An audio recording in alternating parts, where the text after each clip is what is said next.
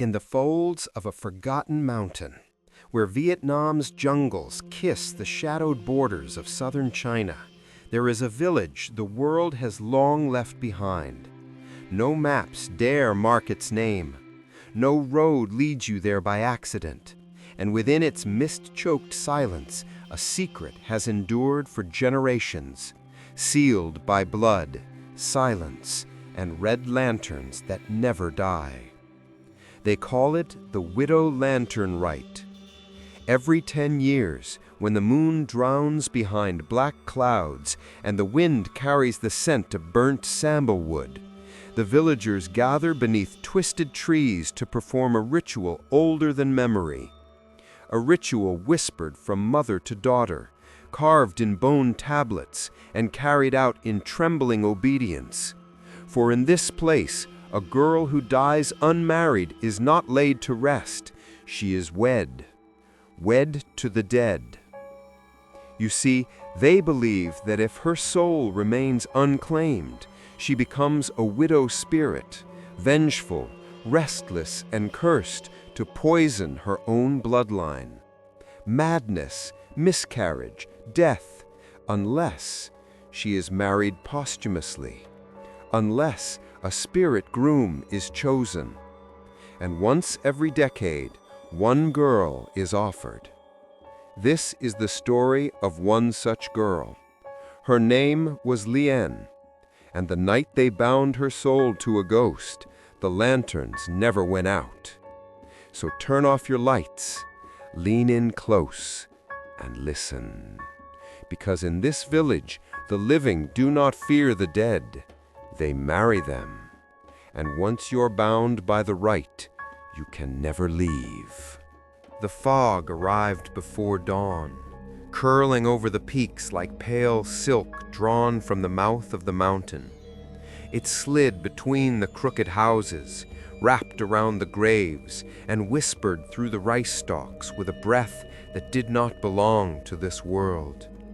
By the time the first rooster cried, the village was already lost within it, swallowed whole by something older than memory and colder than death. Lien stood barefoot on the wooden steps of her home, watching the mist settle like a second skin over the earth. Her breath left her lips in faint clouds, and she held her shawl tight around her shoulders, though the chill came not from the air, but from something else, something beneath it. Every child in the village of Dong Lim grew up fearing the fog, not because it obscured the paths, but because it always came when someone was about to die. She had heard the stories since she was old enough to remember. When the fog lingered past 3 days, a spirit was restless. When it crept into homes through cracks in the wood, the dead were looking for someone. And when it turned the morning sun red, someone had already been chosen. Today was the 4th day, and the sky was bleeding. Behind her, the house groaned as if breathing. Her mother hadn't come out of her room in 2 nights, and her father had not spoken since the elder's visit. Lien's little brother, Tuan, still slept curled like a kitten on the mat, arms wrapped around an old leather pouch filled with chicken bones and dried leaves. His own talisman against bad dreams. But even dreams wouldn't protect them now. The temple bell rang once, not twice, never thrice, once. That was the sign. Lien's stomach tightened. She turned from the mist and stepped back inside. The floorboards felt soft under her feet, too soft, as if they were rotting from underneath, as if something were breathing beneath them. At the altar in the corner, the ancestral tablets had been laid out the night before, polished and propped upright, their names inked in fading strokes of black and red. Small bowls of cold rice and tea sat before them, untouched, and one name, just one, was missing its offering. Her uncle's, Bak Ving, her father's brother, the one they never spoke of. She had once asked her mother about him, years ago. All she got was a slap and silence. But now, with the rite approaching, whispers had returned. She heard his name again, not from lips, from walls, from wind, from water. She pressed her fingers together to stop the trembling. Outside, the villagers began to gather beneath the old banyan tree at the village square. Red threads were tied from tree to tree, from door to door, from branch to bone. Little paper dolls hung from each string, their eyes inked with sorrow, their hands folded in eternal prayer. They fluttered in the fog like moths trying to escape the flame. Lian stepped out again, and this time the mist felt warmer, like it welcomed her. The villagers turned as she approached. Elder Ma, face a shriveled prune beneath her lacquered headdress, raised a hand. "You are the daughter of the Lim bloodline. The balance must be kept. The widow must wed." And just like that, it was said, the choice made. No vote, no tears, only the silence of acceptance. A silence deeper than grief, deeper than fear. The other villagers bowed their heads. No one met her eyes. Lian's legs felt like stone. Her tongue stuck to the roof of her mouth. "No," she whispered, "please." But the fog swallowed her words. Elder Ma turned and walked back toward the ancestral temple, her cane dragging long lines in the mud that pulsed like veins. Behind her, 2 women dressed in ceremonial white began to prepare the bride's pathway. Salt was poured in circles. Lanterns were lit with flame from the old furnace, flame that was never allowed to die. And through the haze, Lian saw her father. He stood at the edge of the field, face gray, eyes hollow. He said nothing, did nothing, just stared. She didn't scream, she didn't cry. Instead, she knelt in the mud, because the fog had lifted once before in her lifetime, when she was a child, when another girl, Mai, was chosen. She remembered the girl's laugh, her bright eyes. She remembered the wedding drums and the silent grave. She remembered, most of all, that after Mai was wed, no one spoke her name again. Not once, not ever. Now it was her turn. That night she couldn't sleep, not because of fear. No, fear had already taken what it needed, but because of the sound.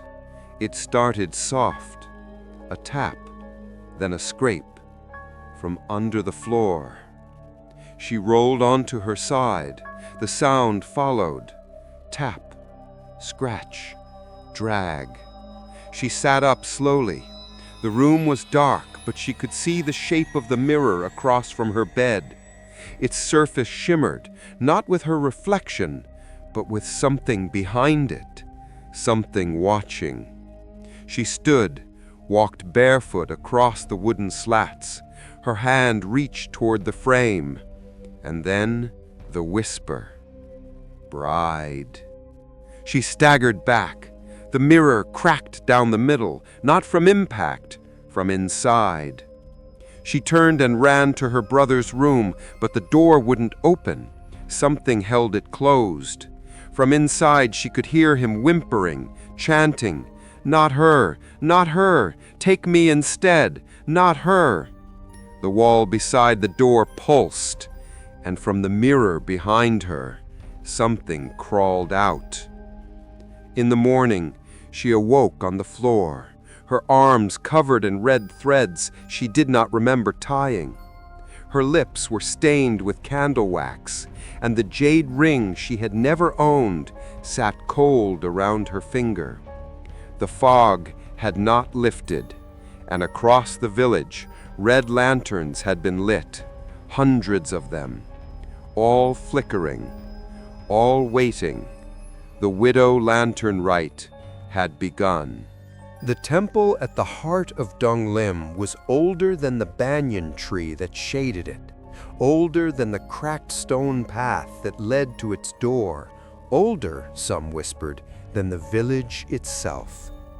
It crouched at the base of the mountain like a waiting animal, its wooden ribs blackened by centuries of incense smoke and storms. On nights like this, the smoke never rose upward. It sank instead, curling around ankles and wrists like the touch of the dead. Lien followed the elders through the gate, her feet bare against the slick stones. The mist had followed them inside, clinging to the walls, swallowing the painted dragons and tigers until only their claws were visible. In the center of the hall, the ancestral altar loomed, a monolith of black wood and bone, its surface polished smooth by 1,000 bowed heads. Rows of ancestral tablets stood upon it, their characters fading to ghostly stains. Small bowls of cold tea steamed without heat. Candles burned with a dark red flame. Elder Ma raised her cane. The chanting began, low and rhythmic, a vibration more than a sound. It pulsed through the boards beneath Lien's feet, through her knees, her stomach, her teeth. She had heard prayers before. This was not prayer. This was a summons. She was guided forward. Her mother stood behind her, hands trembling around a bundle of her daughter's hair clippings tied with a red thread. Her father stood further back, half in shadow. He would not look at her. His lips moved as if reciting something, but no sound came out. On the altar lay a shallow bronze basin filled with ash, bone ash from the smell, sharp, sweet, and wrong. Elder Ma dipped a carved stick into the ash, swirling it until a pattern emerged, spirals, circles, characters older than Vietnamese or Chinese script. As she stirred, a name began to form in the lines, as if the ash itself remembered. Lien stared as the strokes deepened, then froze. The name on the ash was not some forgotten ancestor or obscure groom. It was one she knew, though she had never been allowed to speak it. Baik Ving. Her father's brother, the one who had vanished before she was born, the one accused of bone sorcery and ritual killings, the one buried in an unmarked grave on the far side of the mountain where even crows did not go. Her mouth dried. "No," she whispered, but the chanting swallowed her voice. She tried again louder. "No, not him!" She turned to her father. "Say something, please!"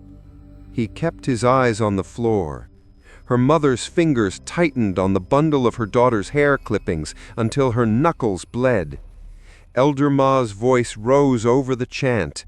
"The bride is chosen by the ashes. The name has been revealed. The bond must be sealed." Lien shook her head. "I won't do it. I won't be bound to him." A slap cracked across her cheek before she saw the hand move. Not Elder Ma's, her mother's. Tears streamed from the woman's eyes even as her fingers trembled. "Do not fight it," she whispered hoarsely. "If you resist, they'll take Tuan. They'll take him instead." Lien staggered back, stunned.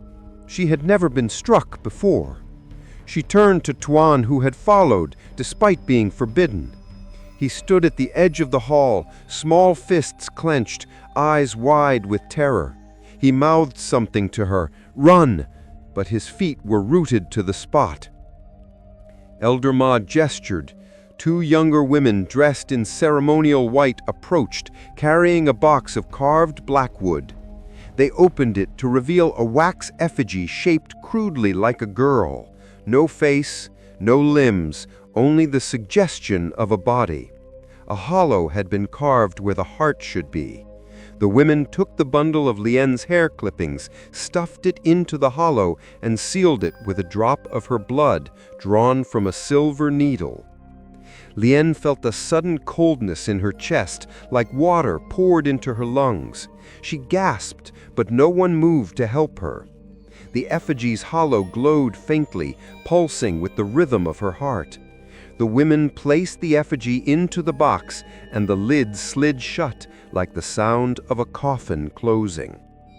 Elder Ma held up a jade ring carved with twisting shapes, dragons or worms, Lien couldn't tell. Its green surface was veined with red, like blood trapped under ice. This was buried with him. This binds the bride to the groom. This seals the pact. Lien took a step back. The mist behind her thickened, forming a wall.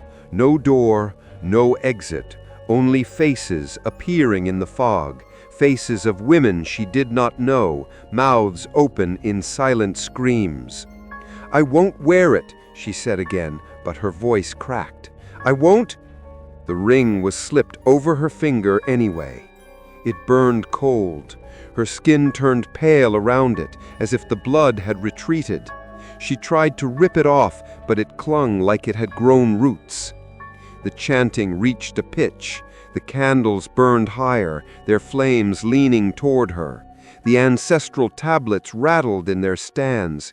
She felt her breath pulled out of her body and into the box where the effigy lay. She stumbled, knees buckling, and fell forward against the altar.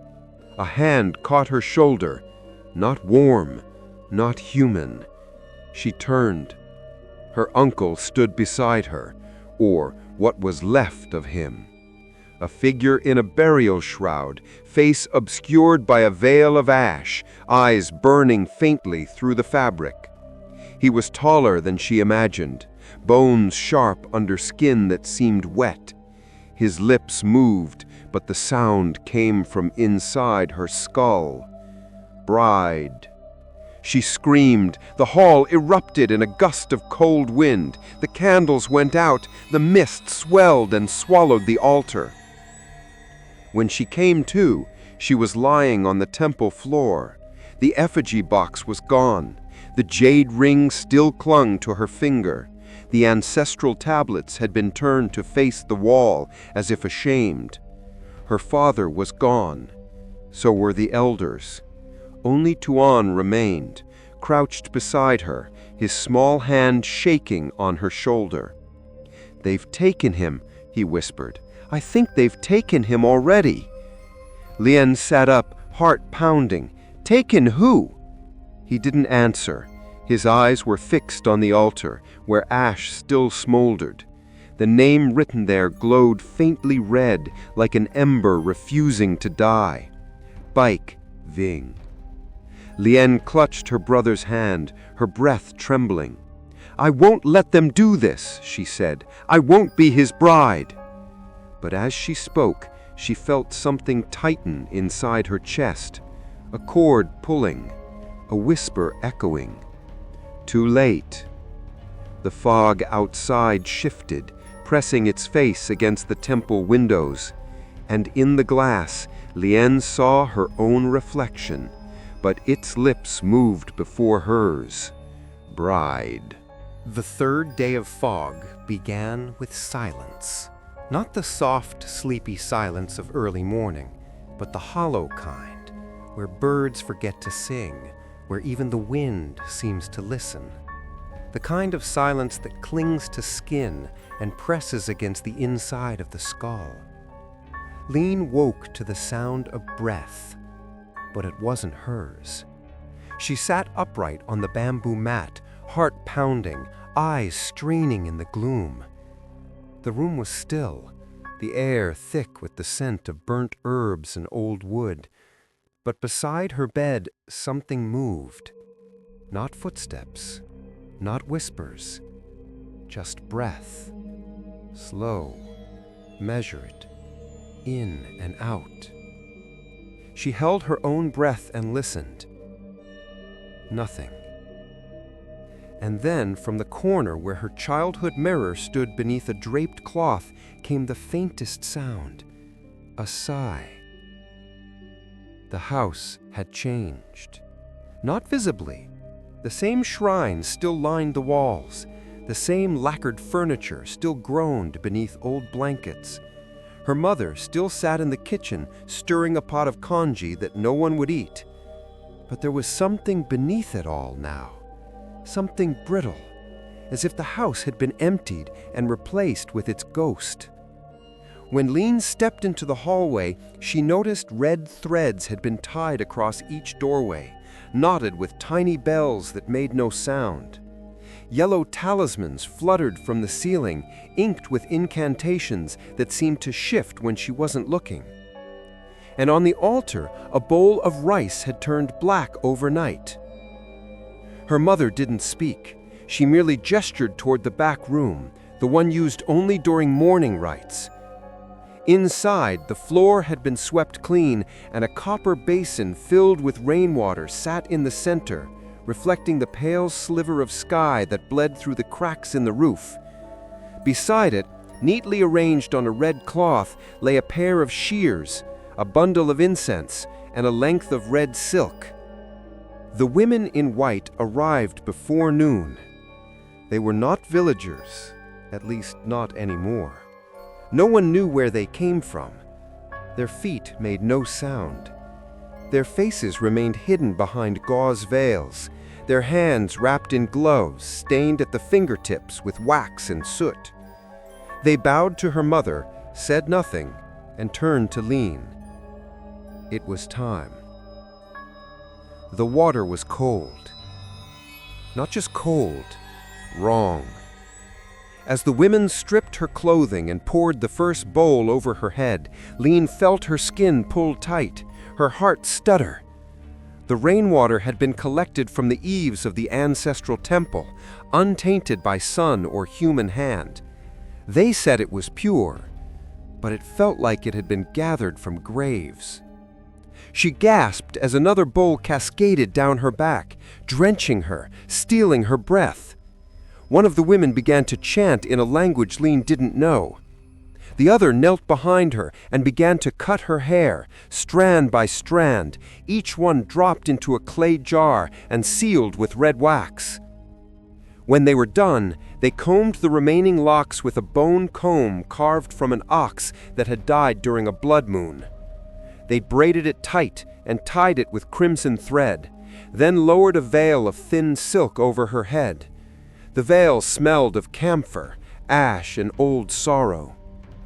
Next came the robes, not bridal white, but mourning black. The women slipped the ceremonial garment over her head. It was stiff with dried herbs sewn into the lining, mugwort, wormwood, and bitter ginseng, meant to keep the bride's soul from leaving her body before the ritual. Embroidered across the chest in pale gold thread was the character for wife. Lean's hands trembled as they slipped on the embroidered gloves. Her skin beneath had gone pale, almost translucent. She could see the blue web of veins like tree roots branching across her fingers. The final piece was the wax seal. The women opened a wooden box and revealed a second wax effigy, this one faceless, smaller than the first, made entirely from black wax. It smelled like burnt feathers and dried blood. In the hollow carved at its center, they pressed the jar of her hair, and then with long needles they drew a drop of blood from Lean's thumb and let it fall into the hollow. The wax shivered, as if it breathed. They sealed it shut with a strip of her robe. Then they wrapped it in silk and placed it in a lacquered chest painted with symbols that turned red when touched. When the women finally stepped back, Lean saw her reflection in the basin. But it wasn't her. The eyes that stared back were too still, too distant. Her face looked drained, her lips slightly parted as if whispering. Behind her veil, a tear slipped down her cheek, and when she blinked, her reflection didn't. That night, Lean lay awake in the room of mourning, beneath an oil lantern that flickered with a strangely green light. Outside, she could hear the chanting begin again from the direction of the temple. It came in waves, low, guttural, like thunder under the soil. She curled tighter beneath the thin blanket, but the sound seemed to rise from the very floor beneath her. Tap, tap, scratch. She pressed her ear to the wood. From underneath, something moved. She shot upright, heart racing. The oil lantern sputtered and went out, plunging the room into darkness. Then, a voice. A whisper so faint she could barely distinguish it from breath. Wife. Her blood turned to ice. She scrambled toward the door and flung it open, and found her father standing there, lantern in hand. His face was pale, his mouth trembling. In his hands he held a box. "The heirloom," he said. "You must take it." Lean hesitated. "What is it?" He didn't answer, just opened the lid. Inside lay a jade ring, the same one from the temple, but beneath it, beneath a layer of folded silk, was a letter, yellowed, brittle, and a bone, human, small, carved with runes.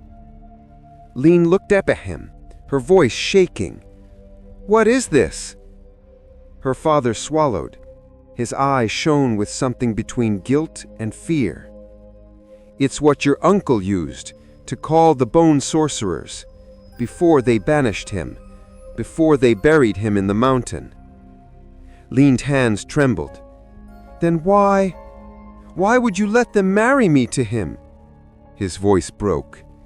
"It's the only way to end it." He handed her the box and turned away, disappearing into the hallway.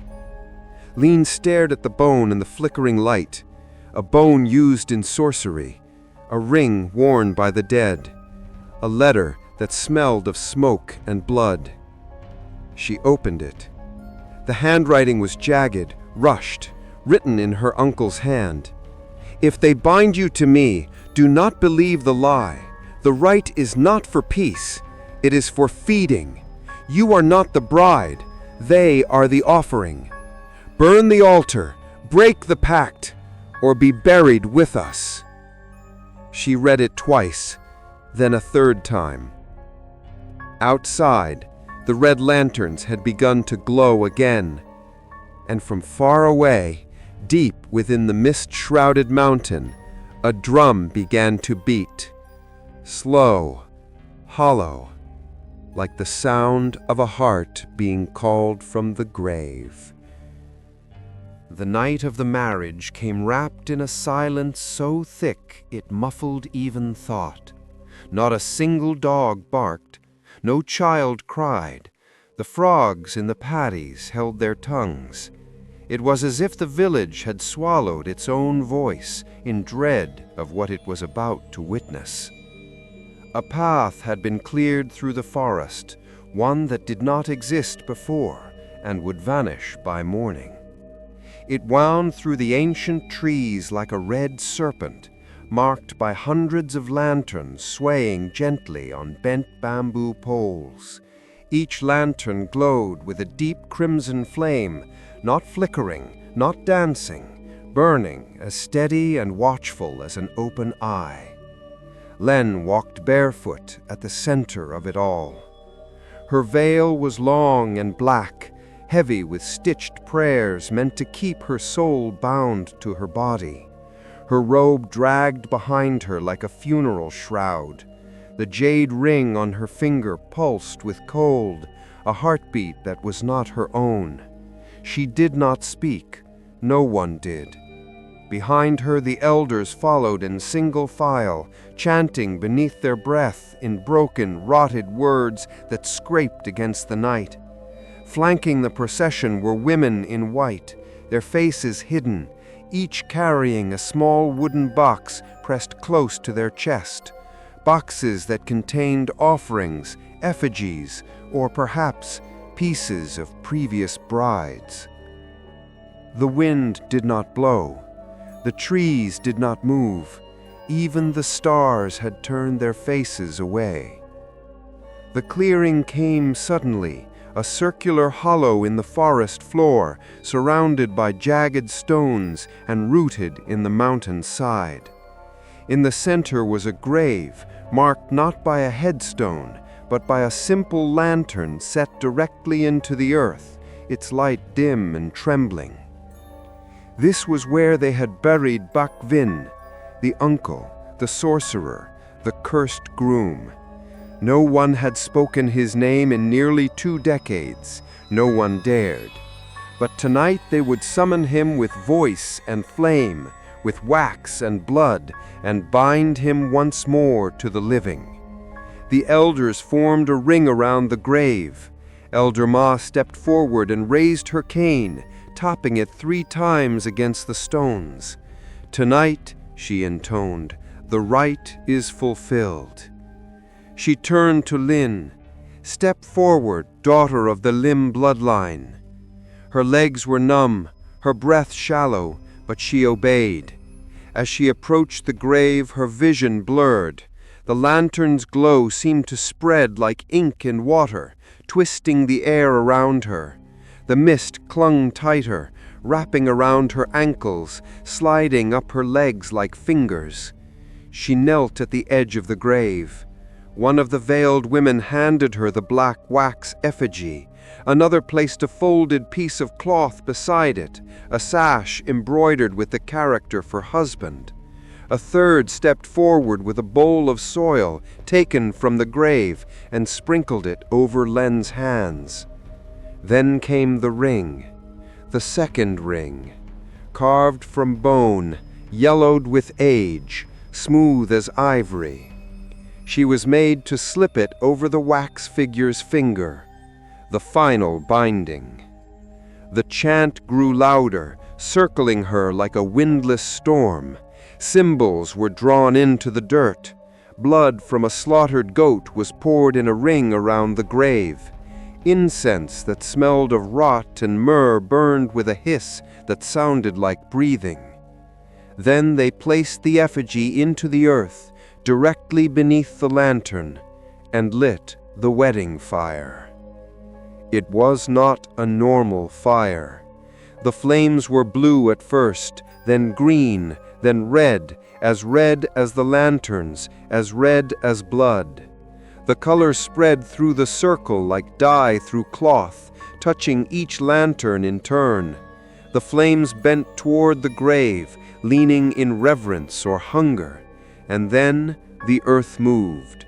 At first, just a tremble, then a slow heaving, like something beneath the soil had awakened.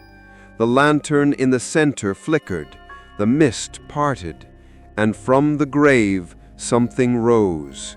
A figure, tall, shrouded in burial robes blackened by decay. Its head was bowed, its fingers long and jointed like spider legs. The air grew colder, thicker, as if the spirit drew the warmth from the world to take form. It stepped forward. The veil parted, and Len saw his face. It was not the face of a corpse. It was hers, a perfect mirror. Her own face, her own eyes, except they were filled with endless, ancient sorrow. She couldn't scream, couldn't speak, couldn't move. He, she, it knelt across from her, placing one hand on the grave. The jade ring on Len's finger ignited with red light. The bone ring on the effigy cracked and fused into the wax. The marriage had been sealed. The spirit lifted its head and smiled. The ground shuddered. The lanterns began to flicker in strange patterns, some going out, others flaring brighter. The chanting stopped. Elder Ma's voice cracked. "Something is wrong." Len turned. The fire in the center refused to die. It grew. It licked the sky. The effigy inside it began to scream, not from the wax, but from inside it, a real voice, a girl's voice. Then the mist surged inward like a wave, extinguishing every flame but one, the central lantern, the groom's lantern. It burned brighter than ever before. Len felt herself pulled forward, her chest, her soul, dragged toward the grave. Her body trembled, her mouth opened. A sound escaped her, a cry that was not hers.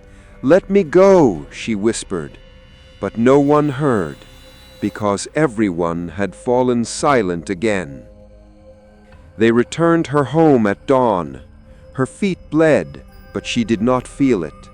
Her mother wrapped her in thick blankets and laid her on the altar mat, whispering prayers, weeping without sound. Her father stood in the doorway staring into nothing.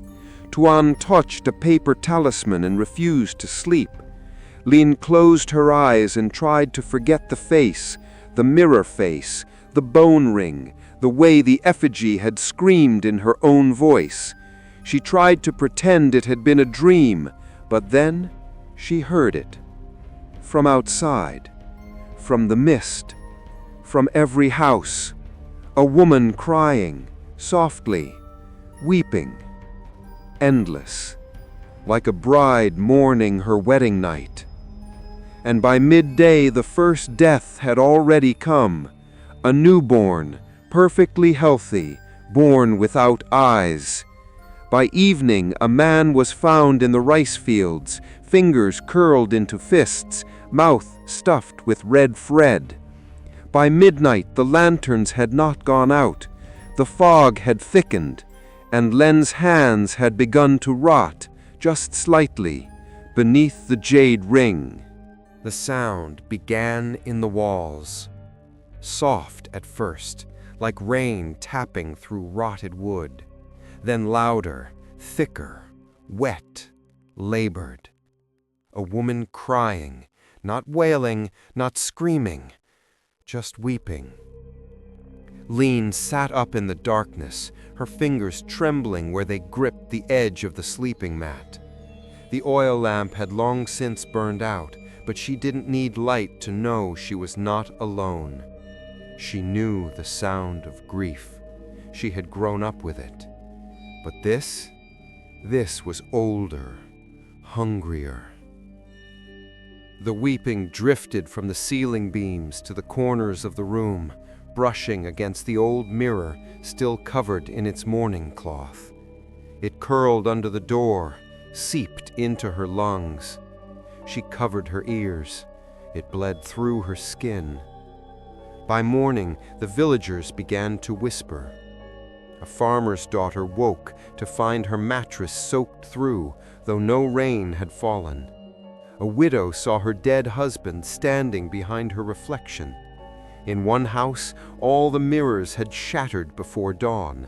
In another, every lantern that had survived the rite had burned itself down to black wax and bone ash. And in the Lim household, Lin's mother had carved symbols into her arms while she slept. Not shallow scratches, not random lines. Perfect, circular runes, drawn in exact symmetry, etched from elbow to wrist. She didn't scream, didn't cry. When Lin shook her awake, her mother only smiled faintly and whispered, "He's teaching me." Tuan was the first to speak the truth. He said, "There's something wrong with you. You're not rotting, you're changing." He pointed to her hands. Where the jade ring rested, the skin had begun to peel in layers, flaking in tiny spirals like dried parchment. Her fingernails turned glassy, not yellow, not black, clear, like wax. She touched her face. Her skin felt tight, stretched too smooth. She looked in the mirror, unsure if the face looking back was hers anymore. The eyes were moist, but not from tears. They shimmered, glassy and swollen, as if someone Something was weeping behind them. That evening, the sky turned red. Not sunset, not storm, just red, as if the heavens had been lacquered in blood and sealed with silence. The village bell did not ring. Instead, the weeping grew louder. Now it came from not just the walls, but from the ground, and from inside the ancestral urns.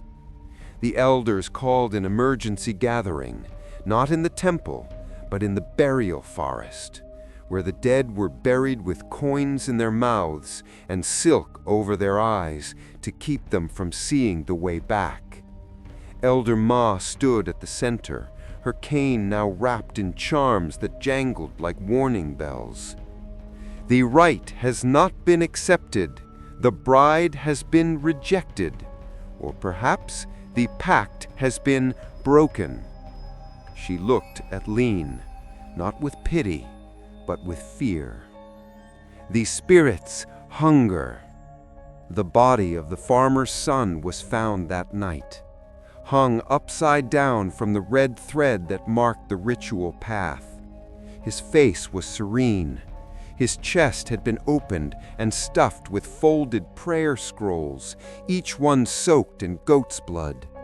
The villagers gasped, some fainted, but Elder Ma only closed her eyes and whispered, "They're sending a message." Back at home, Lean began to dream of the mirror village, a version of Donglim, but upside down and empty.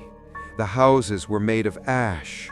The river ran backward, and the trees had hands instead of leaves. In the dream, she wandered the streets with bare feet, the soil cold and soft as bone powder. And from behind every door, she heard it again, the weeping. But this time, it was hers. She woke one night to find Tuan kneeling before the ancestral altar, whispering to the old tablets. "What are you doing?" she asked. He turned, startled, trying to warn them or ask them, or... He trailed off, looking at the urns. "I think they're listening." Lean stepped closer. One of the urns was cracked. Inside was no ash, no bone. Only hair, long, black, braided, tied with a red ribbon. Her stomach turned. "They're not resting," she said. "None of them are." The next day, Elder Ma came to their home, but she didn't knock. She simply appeared in the threshold, flanked by two other elders dressed in mourning robes. Their mouths were stained black with ink, their eyes sunken and red-rimmed from sleeplessness. "There is a sickness in the blood. You carry it." Lean met her gaze. "It was your ritual. You chose him." Elder Ma's voice broke. "We didn't choose him. The ashes did." She stepped forward. "You must be burned." The words hung heavy in the air. Lean laughed, short, sharp, bitter. "So that's the answer. Burn me and hope it ends. It is the only way." Tuan stood between them. "No." Elder Ma looked down at him. "The pact is old, boy. It binds us all." Tuan's eyes were wild. "Maybe the pact is the curse." That night, the fog returned in full, thicker than ever. It poured into the village like a tide, flooding homes, darkening lanterns, muffling voices. No one left their homes. Doors were bolted, charms were hung, candles were lit in bowls of salt. But still, the weeping came. And not just outside, inside, from under beds, from behind curtains, and from inside mouths. One woman coughed until she vomited strands of someone else's hair. Another found black wax oozing from her child's ears. Lean sat in the corner of her room, holding her knees, listening to her own breath, until it wasn't hers anymore, until it slowed, deepened, matched something else, breathing behind her. She turned. The mirror had uncovered itself, and in it, a man stood. No, not a man, a version of her, wearing a groom's robes, eyes hollow, mouth sewn shut with red thread, and hands outstretched, and weeping. The sun never rose the next morning. It tried, sent a sickly red smear across the sky like a wounded eye opening slowly, but the light never touched the ground. The fog remained, thicker now, pressed to the earth like a second skin, curling into corners, swallowing doorways, silencing prayers. The village was no longer whispering. It was watching, waiting. Lean sat at the foot of the altar, staring at her hands. The skin had begun to peel in more places, thin, translucent layers falling away without pain. The jade ring was no longer just a ring. It had fused into her skin like bone grafted into flesh. Tuan stood beside her, a scroll in one hand, a bundle of dried herbs in the other. "I found this behind the last row of tablets," he said quietly. "It was sealed with ash and hair. I think they didn't want anyone to find it." Lean looked up. "What is it?" Tuan unfolded the scroll. His hands shook. The parchment was brittle, the ink faded and rust-colored. Not written, smeared. "It's a record," he said, "of the first pact." They read it together, by candlelight that flickered as if afraid of the words. It told of a time long before the village bore its current name, when floods had drowned the valley, when children died in their sleep, when entire harvests rotted under a blood moon. The elders then, desperate and terrified, had turned to an outsider, a man from the mountain, the record called him, a man with no name, a man who spoke with the dead and fed on shadow. He was promised one thing in exchange for protection: brides. Not living, not dead, not willing, bound. Every 10 years, one girl would be offered, not just to marry the dead, but to feed something that lived beneath the village, something ancient, something that could not be named. The pact was sealed in 3 parts: a bone altar built from the remains of the first 3 daughters, a ring carved from their father's rib, and a mirror buried beneath the temple, facing downward, never to reflect the sky. Lean's throat tightened. "The altar, it's still here." Tuan nodded, but not in the temple. He looked toward the mountains. The path to the burial crypts was older than any road, winding behind the temple, swallowed in vines and guarded by statues whose eyes had been scraped clean. As the siblings walked, the forest seemed to bend inward. The trees leaned closer, the air thinned. The mist parted only when Tuan touched the talisman tied around his wrist, an old scrap of paper from their grandmother's shrine, stained with salt and sweat and stitched with red thread. They reached the mouth of the crypt by noon, though it could have been midnight. No sun reached the stone. The door was carved from slabs of basalt, its surface etched with scenes too worn to read. Brides kneeling, spirits rising, villagers bowing. At the center of the stone, a symbol was carved so deep it split the stone, a spiral within a spiral, ringed with teeth. Tuan lit a torch. The air hissed, and they descended. The crypt smelled of wax and rot, not decay, not time, but something maintained, like a temple still in use. Bones lined the walls, dozens of skulls, arranged in rows, each with a strip of red silk tied through the eye sockets. Wedding veils stiff with dust. In the center, the floor dropped into a circular chamber ringed with oil lamps, each one shaped like a woman's face, mouth open in silent scream. At the heart of the chamber stood an altar, made of bone, not arranged, not stacked, fused. Rib cages, pelvises, spines, carved and melded into a table, sealed with wax and black resin. On top lay a scroll, unopened for decades. Beneath it, a mirror the size of a coffin, facing downward into the stone. Lean stepped closer. The mirror hummed. The chamber around them changed. Not visibly, but the light shifted. The shadows deepened. The silence grew louder. Lean felt her heartbeat slow until it matched something beneath the stone, something ancient, something that could not be named.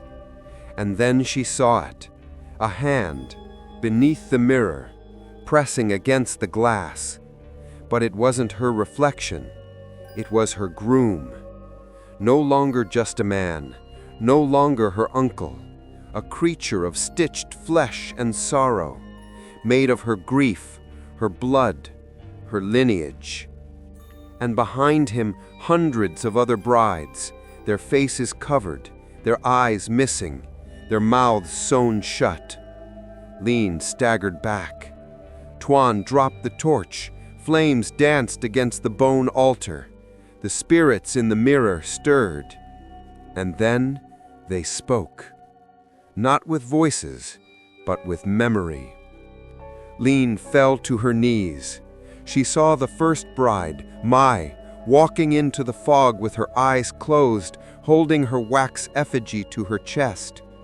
She saw Thi dragged into the temple crypts, her screams silenced by thread and needle.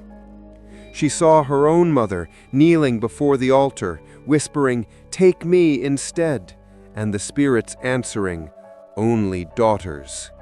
She saw the bone sorcerers, robed in black, blindfolded, mouths inked with runes, slicing open the wrist of a child and pouring the blood into the mouth of the mirror. And she saw the pact being made again, and again, and again. Each time with a bride, each time with a lie. Lean stood. "I won't let it happen again." She grabbed one of the oil lamps and hurled it onto the altar. It burst, fire spreading over the resin, climbing the bone, catching the silk. The chamber screamed, not from their mouths, but from the glass. The mirror shattered, and for a moment the veil between worlds lifted. The mirror village appeared, clearer now, not a dream, not a hallucination, a place, a prison where all the brides wandered. And now they turned toward her. Tuan pulled her back. "We have to run." The chamber trembled. Dust fell from the ceiling. The torches flared and died, but the fire on the altar kept burning, hotter than it should. Faces twisted in the smoke. Ash filled the air. And from beneath the broken mirror, hands emerged. Dozens, then hundreds. Not reaching for them, reaching for freedom. The pact was broken, and now, so was the seal. The fire followed them, not in flames, but in presence, in heat that pulsed from the mouth of the crypt like a fevered breath. The air behind them warped, as if reality itself had cracked and something older was crawling through the break. Lien and Tuam stumbled through the burial forest, their faces streaked with ash, their throats raw from smoke. They did not speak, could not. Behind them, the mirror had shattered, but not into silence. It had howled, a sound like 1,000 brides weeping through sewn mouths, and something had answered. By the time they returned to the village, the fog had thickened into a wall. Red lanterns floated in place like eyes, but their flames no longer flickered. They throbbed, dimmed, swelled, as if synced to a heartbeat that pulsed beneath the soil. Homes had gone silent, doors were shut, windows covered, but the weeping had returned, louder now, as if every structure in the village was crying from its seams. Lien's vision blurred, her legs buckled. She collapsed onto the dirt path, her palms scraping gravel. Tuan rushed to her side. "Your skin," he gasped. It had begun to peel again. Not in flakes this time, but in strips, long, spiraling ribbons of flesh sloughing off like she was shedding something. Her fingers glistened, not with blood, but with a yellowish translucency. Her bones beneath the skin no longer looked like bone. They looked like wax. Tuan dragged her inside their house. The moment the door closed, the room shrank. The walls felt closer, the ceiling lower. The mirror in the hallway, which had been covered for days, now stood bare, uncovered. Lien turned to it slowly. Her reflection blinked first. Her mother was kneeling at the altar again, whispering to the tablets, blood seeping from the carvings on her arms. Her voice was no longer hers. It had grown hollow, distant, like wind passing through a cavern. "She's not praying," Tuan said. "She's offering something." Lien stepped closer. Her mother smiled without turning around. "It was always you. You were born with the mark. The fog chose you the moment you cried." "I'm not doing this," Lien said. Her mother smiled widened. "You already did." She held up a bone needle, slick with blood. "Your souls already wed." That night, the maggots came. They fell from the rafters like snow, tiny white bodies writhing in silence. They filled the kitchen pots, crawled through the cracks in the walls, nested inside the ancestral altar. Tuan screamed and grabbed a broom trying to sweep them away, but every time he cleared a patch, they returned. And then they began crawling toward Lien, not randomly, deliberately. She backed away, breath trembling. The jade ring pulsed again, her skin warmed. And then one maggot crawled onto her bare foot and disappeared. Into her. She collapsed. Her body convulsed, her veins turned black, her mouth foamed. Tuan clutched her shoulders, screaming her name, but she couldn't hear him, because she was somewhere else. She stood in the mirror village again, but it wasn't a dream. This time she could smell it, a sharp, bitter scent, like burnt paper and old blood. The houses stood in silence, windows weeping dark sap. Brides wandered the dirt roads, their feet never touching the ground. Wax trailed behind them. Their faces were blank, knouted. Their arms ended in candle wicks. Lien stepped forward, the ground squelched beneath her feet. And then she saw it. The altar. Not the bone altar, but a mirror, enormous, circular, floating at the center of the village, surrounded by lanterns made of human skulls. The mirror rippled. Beneath it writhed hundreds of bodies, brides from every decade, every offering, bound together, moaning through sewn lips. And at the center of them all, her groom, Bac Ving, or what remained of him. His body was made of others now. His face flickered between hers, her mother's, and strangers she didn't recognize. His mouth was sealed, but his eyes bled wax. He reached for her and whispered, not aloud, but inside her head, "Bride, return." She gasped awake. Her skin was slick, her eyes burned. The maggots were gone. The house was dark. Tuan sat beside her, his face pale, his hands trembling. "You stopped breathing. I thought I lost you." Lien looked at her arms. The waxy sheen had spread. Her veins glowed faintly in the dark. She touched the jade ring. It was hot and humming. She stumbled to her feet, dizzy. The mirror stood waiting. This time, she didn't cover it. She stared at her reflection. It no longer moved like her. It mimicked her. A beat too late, a breath too slow. And then, in the center of the mirror, a maggot crawled from the reflection's mouth. Lien screamed, and behind her, the weeping began again, this time louder than ever. They fled the house, ran into the street, into the fog, toward the only place they hadn't dared return, the temple. Inside, they found chaos. The elders had gathered, frantically burning incense, reciting broken prayers. Scrolls were strewn across the floor. Bowls of rice had turned black. One of the urns had shattered, its contents crawling across the altar like insects. And in the center of the floor, a new mirror, one that hadn't been there before. Lien froze. It reflected nothing, just darkness, and a hand pressing from the inside. Elder Ma turned, her face gaunt, her mouth bleeding from reciting too many forbidden rites. "You shattered the pact," she hissed. "You fed the pact," Tuan shot back. Ma staggered toward Lien. "You brought them through. You brought them here."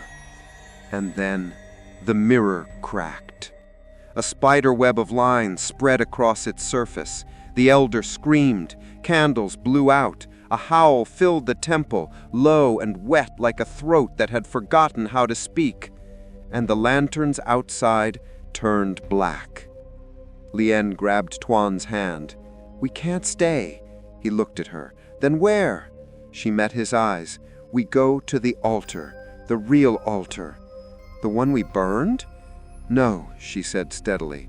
"The one they never found. The one beneath the veil, the source." Tuan understood. The Mirror Village wasn't just a dream. It was a prison and a doorway, and it was open now. They fled the temple as the mirror behind them shattered completely, not into glass, but into screaming. 1,000 voices, weeping, crying, begging, calling one name, Lien. The path back to the burial crypts was no longer just a road, it was a wound carved into the land. The trees had withered overnight, their branches bare, twisting toward the sky like broken fingers. The fog had changed too, darker, heavier, like it carried ash and whispers. Every step Lien took felt like sinking. Every breath she drew tasted like soil.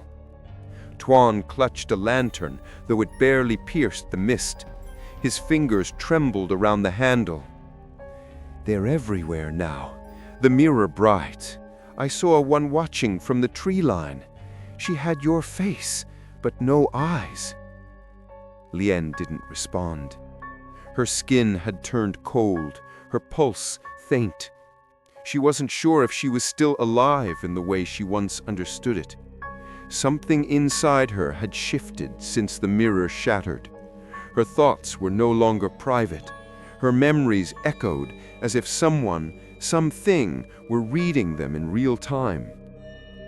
A presence followed her now, not just in footsteps, in blood. They reached the stone crypt entrance just after dusk, but it was no longer sealed. The basalt doors lay shattered on the ground, split like rotten fruit. The forest held its breath as they stepped inside, the torches relighting on their own with greenish flames. The air was thick with rot and incense. Bone dust floated like pollen. Every skull on the wall turned slightly to face them as they entered. And beneath it all came the sound of breathing. Not human, not one, many. They descended deeper than before. The lower chamber had revealed itself, hidden until now, veiled by the pact. It was a sanctum, a tomb, and at its center was the true altar. Not made of carved stone, not of fused bone. This altar was made of brides. Their bodies stacked in spirals, sealed in wax, hair braided together into a tapestry that stretched up to the ceiling like a spider's web. Their faces had melted, their fingers ended in thread. At the base of the altar stood an empty space, a space shaped exactly like Lien. Tuan's breath caught. This is it. This is where they were taken. Lien's legs gave out. She fell to her knees, hands scraping the stone. Something called to her. She heard her mother's voice, her grandmother's, and others, dozens of them whispering the same phrase over and over. The bloodline must serve. She pressed her hands to her ears, but the voices bled through. They weren't trying to frighten her. They were calling her home. Tuan knelt beside her. We can't leave it like this. We have to end it. There's no end. There's only inheritance. He reached into his satchel and pulled out a small bundle, a sliver of charred bone wrapped in wax cloth. The first pact, he said, the bone they used to bind the deal. I kept it when we fled. Lien stared at it.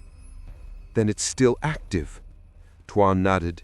And if we destroy it, we break the line. She stood. The altar behind her groaned, as if aware of their defiance. The wax faces turned upward, mouths opened. No sound came out. Just steam. Like breath in a cold room. Like souls exhaling. They walked past the altar, deeper into the sanctum. There, buried beneath layers of red cloth, was a stone slab etched with runes that pulsed like wounds. On it sat a single object, a cradle, made of jade and iron. Inside it, a curled-up figure, small, still. An infant, carved of wax. Its face was expressionless, its eyes closed. But when Lien reached toward it, the figure twitched. Tuan grabbed her hand. Don't touch it. She froze. The whisper returned. Daughter of the line, you are not the first. You will not be the last. Lien's vision blurred. She saw flashes. Each bride bound in silence offered at the altar, their souls locked inside mirrors. And each one gave birth in the mirror village, not to children, but to echoes, wax spirits, the bone sorcerer's seed, fed by the bloodline, groomed in ritual, cradled in grief. The pact had never been about marriage. It had always been about breeding something else. Lien staggered back. We're not preserving the ancestors. We're incubating them. Tuan stared at the cradle, horrified. We have to burn it. Lien raised the charred bone and struck the cradle. The jade cracked. The wax infant opened its eyes, Lien's eyes, and screamed. The chamber erupted. Flames burst from the altar. The brides moaned in chorus. Wax bled from the walls. The mirror in the center of the sanctum shattered, revealing a tunnel of shadows spiraling downward into the mirror village, now wide open. The bone sorcerers rose from the earth, their faces hidden by veils, their robes stitched from prayer flags soaked in blood, their mouths sealed, their fingers long and sharp, coiling like roots. They did not walk, they glided. Lien grabbed Tuan. We go now. They fled the chamber as the tunnel widened behind them, the bride's wails echoing up like sirens from a drowned world. As they reached the crypt entrance, the ground cracked. From behind, a voice followed, not spoken, planted inside Lien's skull. You are of us. You always were. If you flee, the bloodline pays. She turned and saw a final vision. Tuan lying dead, his eyes weeping wax, her mother bound and burning, the village turned to ash, unless she returned, unless she stayed. She turned to Tuan. I have to go back. No! I'm the key. I'm what they want. If I go, they'll close the gate. Tuan's voice cracked. And what happens to you? Lien didn't answer. Instead, she stepped into the tunnel, into the mirror. The moment she passed through, the tunnel collapsed behind her. Tuan screamed her name. The forest fell silent. The crypt sealed itself in stone. And beneath the village, Lien stood once more, in the mirror world, the altar of brides behind her, the bone sorcerers ahead, and her groom waiting. The ground beneath her feet was not made of stone. It pulsed. Lien looked down and realized the path she stood upon was formed of pressed hands, small, feminine, all reaching upward, frozen in wax. She dared not step again, but the moment she hesitated, the path moved on its own, carrying her deeper into the mirror village. Above her, there was no sky, only a dome of red lanterns, flickering slowly like stars caught in breath. They cast a light that made her skin look translucent. When she raised her hand, she could see through it. Her veins had turned gold. The bone sorcerers were waiting at the center of it all. 7 of them, draped in black and red, faces hidden beneath layers of silk soaked in ash. They stood in a perfect circle around a sunken altar of bone and oil. Their presence pressed down on her, not with rage, but with gravity, as if they were not just beings, but rules, boundaries, ancient laws that had learned to hunger. At their center stood him, the groom, Bak Ving. No longer a man, no longer even human. A silhouette made of wax, smoke, and shadow, shaped in her image, but stitched together from countless others. Lien's voice caught in her throat. He stepped forward. His face, her face, moved like melting clay. One moment it was hers, then her mother's, then a stranger's, then hollow, then smiling. He spoke without sound, but she heard him inside her bones. The pact remains. She reached for the jade ring. It had fused completely into her finger. There was no seam now, no beginning, no end, just a loop of cursed inheritance. You lied. We offered truth. You gave consent. I was a child. So were the first. The bone sorcerers raised their arms in unison. From the bone altar, wax effigies rose, dozens, maybe hundreds, each shaped like the brides who had come before her. Some were cracked, some blind, all silent, and each held something in their chest, a cradle. Inside, flickering flames danced, small, feeble lights struggling to grow. They were not souls, they were seeds. Lien stepped back. No more, she said. No more brides, no more births. I end it here. The groom tilted his head. His hands began to twist, curling into spirals. His arms stretched outward, beckoning her to return, to kneel, to serve. And then he split open. From his chest, poured waxy cords of light, each one pulsing like veins, connecting to the effigies. They flared, the ground shuddered, the lanterns above turned from red to white, morning lights. The bone sorcerers began to chant, the mirror world answered. But something in Lean snapped, not from fear, from clarity. She tore at her finger, at the ring, screaming until her flesh split. The jade cracked. A line of gold bled from her skin. And suddenly, her memories flooded forward, of her grandmother lighting red candles, her mother whispering prayers into jars of rice, and Tuan, wide-eyed and defiant. Lean screamed and ripped the ring from her hand. It came free with a sound like glass shattering underwater. The mirror world froze. The bone sorcerers fell silent. The groom staggered. The wax effigies began to melt. The brides, those who still floated in the air, trapped and voiceless, opened their mouths. Threads snapped. Wax eyes blinked for the first time in centuries, and they began to sing. A haunting sound. A funeral hymn. A rebirth.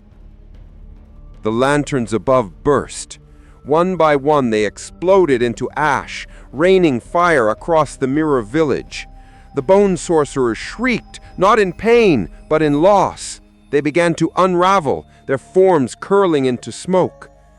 The groom turned to Lean, crawling now, no longer powerful, just pitiful. He reached for her, his form cracking. Lean stepped forward, holding the broken ring in one hand and the sliver of wax from her own body in the other. "You were never my husband!" She pressed both into his chest. He opened his mouth, her mouth, and tried to scream. But the sound never came. His body collapsed into ash. The altar cracked.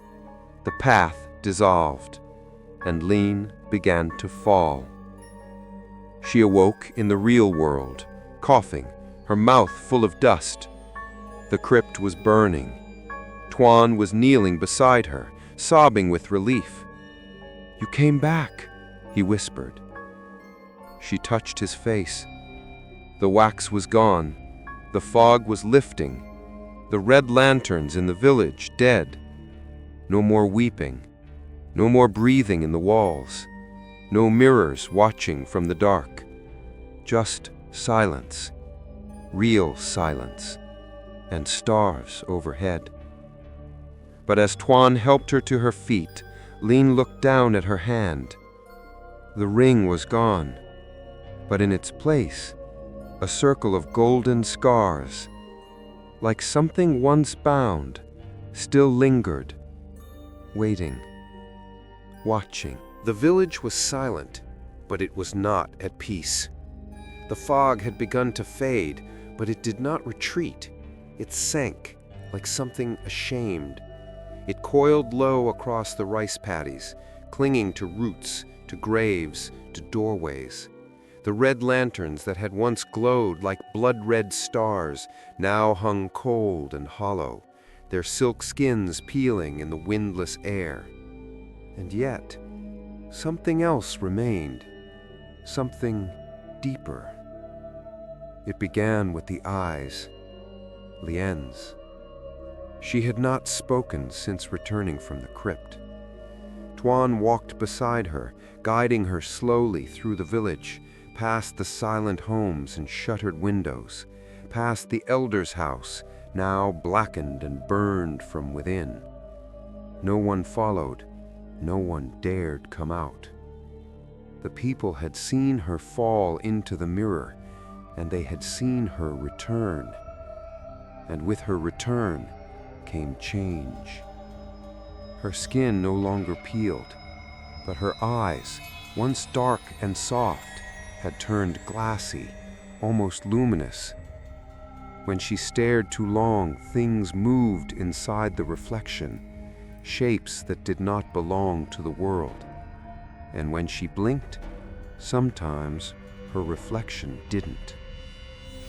Tuan noticed it first. They passed the old well where the weeping had once echoed, and Lien paused. She looked down into the darkness. Tuan called to her. She didn't answer. Then she whispered, without turning, "She's still in there." "Who?" Lien's voice trembled. "Me." That night she dreamed of the altar again, but not the one of bone and wax.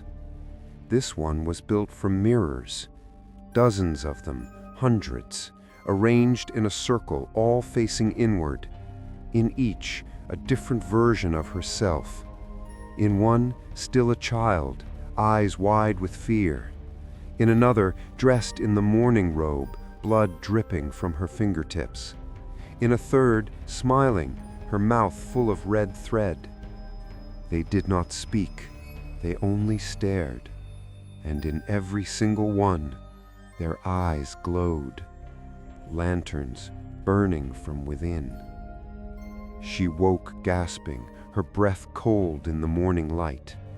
Tuan was asleep beside the door, curled against the wall, holding a knife and a talisman like a child clutching a toy. Lien stood slowly and walked to the mirror in the hallway, the same mirror that had cracked the night the rite began. It was whole now, smooth, polished. She touched it. Her reflection blinked and whispered, "He isn't gone." Lien stumbled back. The mirror rippled, not like water, but like skin. A face appeared behind hers, not the groom, not the sorcerer's, her. One of the other versions, one of the brides. She reached forward, pressed her hand against the glass. It met her, perfectly, and then her hand passed through. She gasped. The mirror was soft, cold, and it pulled. Tuan woke to the sound of glass shattering. He ran into the hallway and found Lien on the floor, her hand bleeding. The mirror lay in shards around her, but none had cut her. They had melted, like wax. Lien stared at her fingers. "It's not over." They returned to the temple, not because they wanted to, but because the silence was wrong, too complete, too obedient. Inside, the altar still stood, but the ancestral tablets had been turned around again, their names scoured clean. Ash coated the floor like snow. And in the center of the altar, a new tablet, carved from jade, unmarked. Lien picked it up. It burned her skin. Elder Ma's voice echoed from the dark, dry as dust. "It chose you." They turned. She stood in the shadows near the incense table, alone, hunched, her skin stretched thin like old parchment. Her eyes were red-shot, her hands were covered in wax. "You shattered the mirror," she said. Lien didn't speak. "You burned the cradle," May continued, "but the village must still pay. The pact was not just to protect us, it was to preserve us. Without the rite, we are nothing." She held up her arms. "They will come for us." Tuan stepped between them.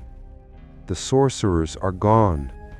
Elder Ma smiled, a cracked, bitter smile. "You think they were the enemy." She turned to Lien. "They were the guardians. They kept the veil sealed. You opened it. Now it cannot be closed." Lien shook her head. "Then what do I do?" May limped closer. "You finish it." She pressed the jade tablet into Lien's hands. "Write your name, claim your place, bind the bloodline, or everyone dies." Lien stared at the tablet. It pulsed in her hands. She felt her breath catch. Her fingers trembled. Her name floated just behind her teeth, ready to be carved into permanence. But then she looked at her brother and made a choice. "No," she whispered. She dropped the tablet. It shattered. A scream echoed through the temple, not from outside, from within her. Every lantern in the temple flared red, then black, and went out. That night, the eyes returned. Not hers, the bride's. Faces began to appear in reflective surfaces, in basins, in windows, in eyes. Not malevolent, not vengeful, just watching, waiting. And Lien realized they were not trapped. They were still here, inside her. She stood before the village. All had gathered in silence, holding their breath. She raised her hand. No spells, no rituals, just truth. The rite is broken. The pact is ended, but the blood is not. She pointed to her eyes. They see through me now, all of them, the brides, the cursed, the forgotten. A hush, then a flicker. Red lights shimmered behind her eyes, tiny flames. She smiled, not with joy, not with peace, but with power. The village is no longer protected. It is witnessed. It began with the glass. Not all at once, just a single crack, spiderwebbing slowly across the mirror above the temple altar. No one saw it happen. No sound, no breeze, just the slow, silent splitting of the surface. And with it, the veil thinned again. Lien felt it before anyone else, the pulse behind her eyes, the way shadows doubled, the sudden sense that her reflection had started watching her. That night, the fog returned, not outside, but inside. It spilled into the temple through the mirror frames, through shattered urns, through the cracks between floorboards. It wrapped around her ankles and whispered in a voice made of her own breath, "Come back." She followed it, not because she wanted to, but because there was no longer a choice. The veil had been broken too many times, the pact ruptured, the names unspoken. And the mirror village, once sealed behind ritual and silence, had opened its mouth and was breathing her in. Tuan begged her not to go. He clutched her arm as the mirror fog spiraled around her feet. "Please, don't. We can burn it again. We can bury it." "It's too late," Lien said. Her voice wasn't hers anymore. It had become layered, echoing, as if a dozen voices whispered just beneath her tongue. "I have to finish it." She stepped through the glass, not like passing through water, but like sinking into memory. The cold met her first, slicing along her spine like a blade dipped in winter. Then came the pressure, the heaviness of stepping into a space that didn't welcome the living. Then the stillness. She was in the mirror village again, but it had changed. Where once it was empty, it now pulsed with life. Wrong life. Brides wandered the streets, dozens of them, their robes trailing long strands of wax that stuck to the ground like roots. Some had no faces. Others wore their own hair across their features like veils. They didn't look at Lien, but they knew she was there. She walked past the ghost of her own home, now upside down and covered in runes. Its door hung open. Inside, a wax version of her mother stirred a pot of blackened rice. Her eyes were empty. Her arms were carved with names. The village bell tolled, not from a tower, but from beneath the earth. Each strike made the world shimmer like a reflection disturbed by breath. And then she saw them, the bone sorcerers, but not as before. Now they hovered in mid-air, veils spinning like silk caught in a storm. Their mouths were unstitched, hanging open in silent screams. Their forms stretched and warped, limbs splitting like tree branches. They were unraveling. Without the pact, without the offerings, they could not hold shape, but they could still see her. She reached the altar at the village center. Where once a cradle had burned, now stood a tower of brides, stacked spine to spine, their heads turned upward. At the top, a mirror, the final mirror. It was said to hold the root of the curse, the original reflection. Lean climbed, not with her body, but with memory. Each step she took was a lifetime. Each bride she passed whispered a piece of truth. We were the first. We were promised peace. We were made into vessels. We were never meant to return.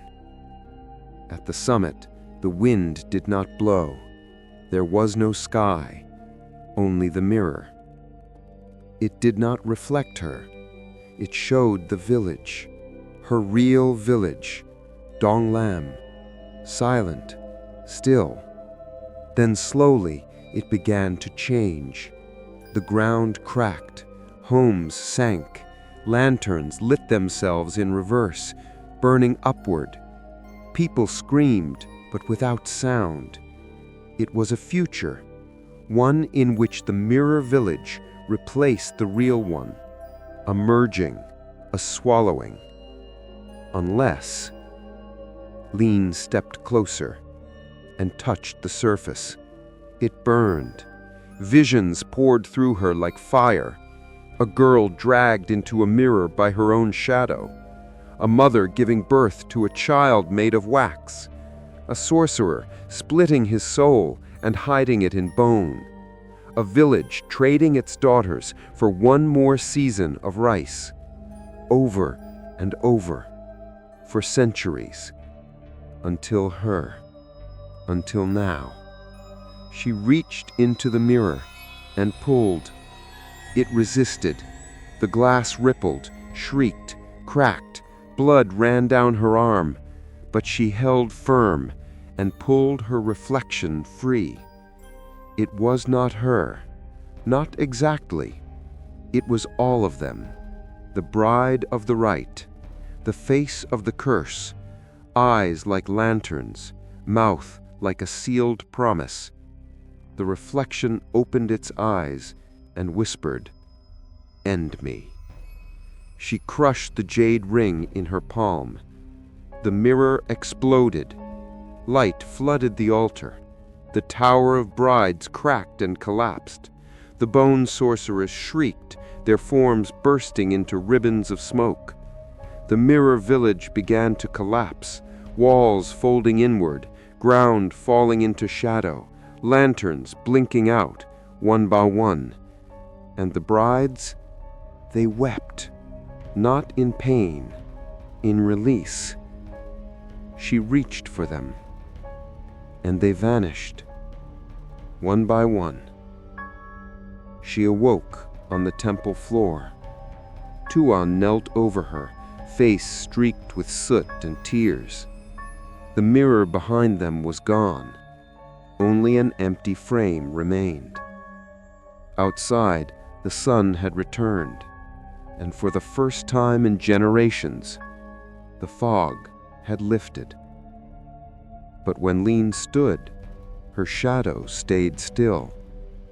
And when she looked into Tuan's eyes, she saw lanterns burning in the reflection. The next morning, the wind returned to Dong Lam. Real wind, Not whispers, not breath through cracked wood, but clean, moving air. It passed through the trees like a forgotten language, shaking the red threads that still hung limp across the village doorways. Some broke free, others clung on. The fog was gone, but it had not taken everything with it. Tuan sat quietly outside the temple steps, watching his sister. Lien hadn't spoken since she returned from the mirror village. Her eyes were not the same. Not haunted, not broken, but deepened. Like the silence between thunderclaps, like the space between heartbeats. She moved differently now, slower, careful, as though the earth remembered her footsteps. The villagers had gathered that morning in silence, standing in rows, their hands empty. No incense, no offerings, no chants. They had nothing left to give. Many had not slept. Some still wore their ritual mourning clothes, though the colors had faded. One woman, shaking, clutched the urn of her daughter and stared at Lien as though waiting for judgment. The elders did not speak. There were no rites, no speeches. Just Lien, walking into the center of the square, holding something in her hands. A scroll. She unrolled it slowly before the old altar. A long sheet of parchment, yellowed with time, covered in names. Not just the living, but the forgotten. Names erased from tablets. Names never spoken aloud. Names scratched from memory. The brides of the rite. She had found it in the heart of the mirror village, the altar of names. And now she laid it bare. She read the first name aloud. Her voice was hoarse, hollow, but clear. Ti Ling. A wind blew through the trees. Someone gasped. Nguyen Mu. A bird cried overhead. Chanang. A girl in the back of the crowd fell to her knees and wept. Bao Ha. A name once carved into the foundation stone of the temple, now returned. Mai Lien. Tuan looked up sharply. Say it again, he whispered. Lien did. Mai Lien. And with that name, the bells rang. No one had touched them, but they tolled loud and steady, shaking dust from the temple rafters. Lien continued reading, name after name. Some were no more than breath, others came with the force of thunder. Some cracked the earth beneath the villagers' feet. And when the scroll ended, when the last name was spoken, the altar cracked. Not shattered, opened. A seam split down the center of the stone. The lid, once thought solid, slid aside with the sound of bone on bone. Inside, nothing. No ashes, no relics. Only a mirror. Small, round, bound in rope. She reached for it. This time it did not resist. She held it in both hands and looked. She saw not herself, but them. All of them. The brides, the broken, the buried. Their faces not screaming, not empty, but calm. They stared back at her, waiting, and then nodding, one by one. A final bow, a farewell, and the glass turned dark. She placed it back in the altar and sealed it shut. That night, the village held no lanterns. For the first time in living memory, there were no flames above the doors, no red lights hanging from trees, only moonlight and a cold wind. Lien sat with Tuan at the edge of the field overlooking the burial forest. Neither spoke until he asked, "What happens now?" Lien looked up at the sky. For once it was clear. Stars blinked gently above, unbothered by the stories of men and spirits. "They come again," she said. "Some other place, some other name. The hunger never truly dies. But the rite? It's broken." She touched the scar on her hand where the jade ring once sat. But the memory isn't. Tuan leaned against her shoulder. He was so small, so young. "Did we win?" Lien did not answer for a long time. Then she whispered, "We remembered them." Behind them, the cracked stone altar stood quiet. No flame, no song, only names. And silence. A silence that, for once, felt like peace. The days that followed were unnaturally still. There were no deaths, no dreams, no weeping in the walls, but also no wind, no bird song, no rainfall. The air hung too heavy, as if the village itself was holding its breath. Lien knew that peace in this place had always come with a price. And though the rite was broken, the pact itself had not yet been undone. It was still alive, somewhere beneath the soil, somewhere beneath her skin. Something was still feeding. It began again in the evening. Tuan found a cracked bone tablet buried behind the old altar, hidden beneath layers of cloth and salt. When he brought it to Lien, it pulsed faintly in his hands, warm like flesh. On it, carved with a blade of obsidian, were only 5 characters. "To seal is not to sever." Lien stared at it for a long time. Then she nodded. "There's one thing left, the fire." They returned to the mountain that night. The same hidden trail, the same path once lined with cursed lanterns, now dark, now bare. Trees leaned like mourners in procession, their branches snapping in silence.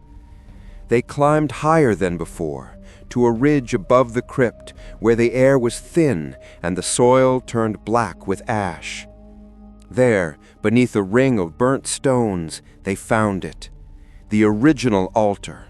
Not the bone-laced table of wax brides, not the mirrored sanctum beneath the village, but the source, the one built by the first 7 elders, carved from the ribs of sacrificed girls, sealed with thread spun from the hair of their mothers. It was buried shallow, as if never meant to stay hidden, waiting. Tuan hesitated. "Are you sure?" Lien's voice did not waver. "This is what fed the mirror, the bone, the blood. Every bride after was just a candle relighting this flame."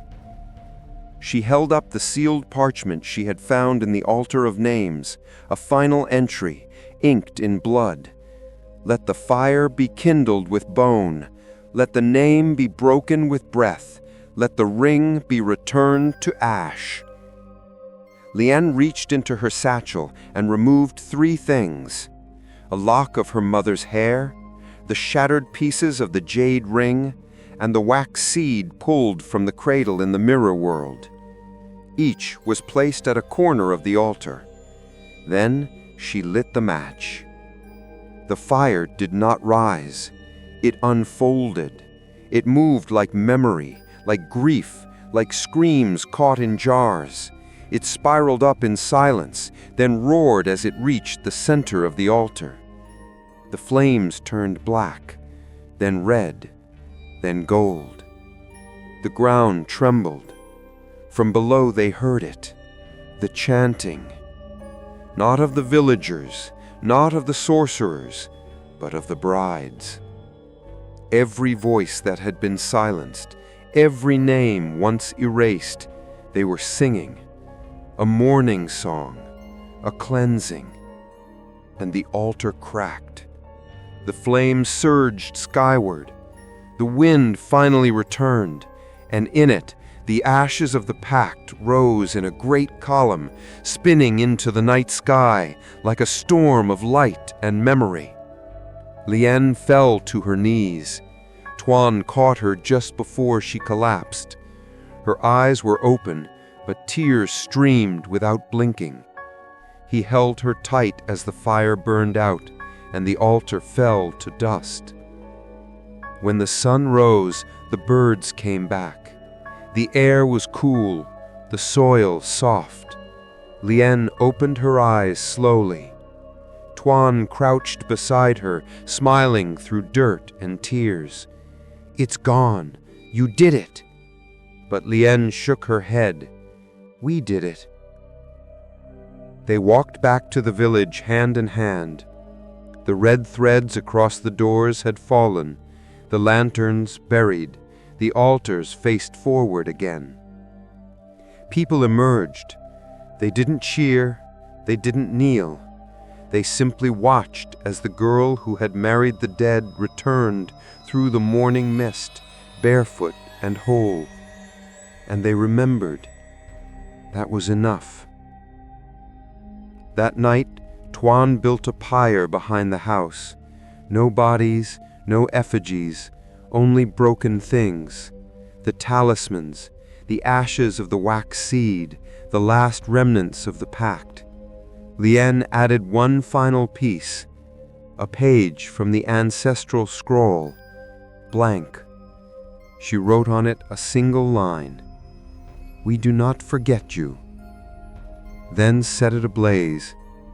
The flame caught quickly, and as it burned, every mirror in the house cracked, not in violence, but in relief. The eyes behind them closed, the breath inside them faded, and the veil folded shut. They say that in Dong Lum, the fog no longer lingers, that the fields grow thick with green, the wells run clear, and the babies cry at birth like they're supposed to. That the mirrors in each house only show one face now, and the silence at night, it's just silence. No footsteps, no whispers, no weeping. They say that the red lanterns were never hung again, not out of fear, but because they were no longer needed. The rite had ended, but not without cost. Liang no longer dreamed, not of brides, not of mirrors, not of her other self with wax for skin and a mouth stitched shut. She slept in stillness, her breath slow, her body calm. Yet Tuan noticed the way the shadows stayed slightly behind her feet when she walked, how the birds outside the window quieted when she passed, how she sometimes stopped mid-step, listening for a sound only she could hear. Some part of her had never come back, and maybe that was the point. A week passed, then another. The villagers slowly returned to their rhythms. The mourning clothes were washed and worn as gardening robes. The temple floor was swept clean. The broken urns were buried, and in the crypt, now sealed with stone and prayer, no one dared enter again, not because they feared it, but because they respected it. Liang had made them remember, and remembering had always been more powerful than ritual. One morning, as the mist clung lazily to the hills, Tuan found Miang standing at the edge of the forest. She held a lantern in her hands, a single red one. Its silk was faded, edges fraying, but the frame was whole. She wasn't lighting it, just holding it, staring at it. "I thought we burned all of them," he said gently. Liang nodded. "I kept one." He didn't ask why. He didn't need to. After a while, she said, "Do you know why they used lanterns?" Tuan shook his head. "To show the spirits the way back," she whispered. "To give the dead something to follow home, so they wouldn't wander." She looked up at the trees. "I think some of them never wanted to leave." She placed the lantern on the ground and walked away, leaving it unlit, just a vessel, not a flame, not a guide, just memory. That night, a storm rolled in from the south. The wind shook the trees, rain washed the rooftops, thunder cracked the sky, but no lantern swayed and no spirit stirred. In the morning, the villagers found the old mirror above the altar had fallen and shattered clean in two. No one replaced it. Instead, they wrote the names of the brides, every last one, on a new wooden tablet and placed it in the center of the temple. Liang carved the final line herself. We lit the lanterns not to summon the dead, but to remember that they were once alive. Months passed, then a season, then a year. The fog never came back. Tuan grew taller. His voice deepened. He stopped carrying talismans. But every now and then, he still woke in the middle of the night and listened for weeping, just in case. Liang remained in the village. She tended the graves, painted names on forgotten stones. She wrote stories no one else remembered and burned them under the banyan tree, not in mourning, but in thanks. And every year, on the anniversary of the final rite, she walked to the forest's edge and left a lantern, unlit, always unlit, because the fire was gone, the pact was broken, and the veil was closed. And when she passed, decades later, in her sleep, without pain, without curse, Tuan found her journal beside her bed. On the last page, she had written, "The mirror didn't trap them. The silence did. When you speak their names, they rest. And when the lanterns are out, it means they've finally found home."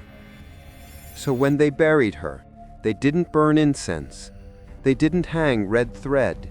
They didn't carve her name in secret. They placed a small mirror on her grave, facing upward, uncovered, and let the sun reflect through it, because there was no longer anything to fear. Only memory, only peace, only light. The Widow Lantern Rite was over, and the lanterns were out.